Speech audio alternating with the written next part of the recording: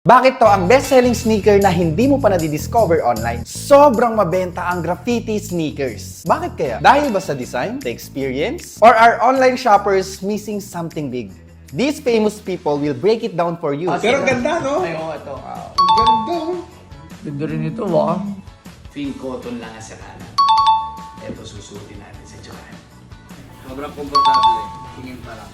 So, tingnan nyo, napakaganda ng design, no? At sobrang comfy pa niya.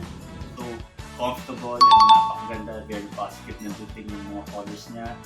Napakagandang shoes. Graffiti 2.5. Ang material na ginamit, super quality pa.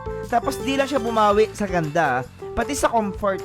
Parang gusto ko mag-shoutout. Kanino ba? Sa Pinkaran! Pinkaran lang ang sakalam. Angasin sa'yo, ah. Sa'yo rin. Kaya ano pang hinihintay mo? Bili na dito sa Fin Cotton.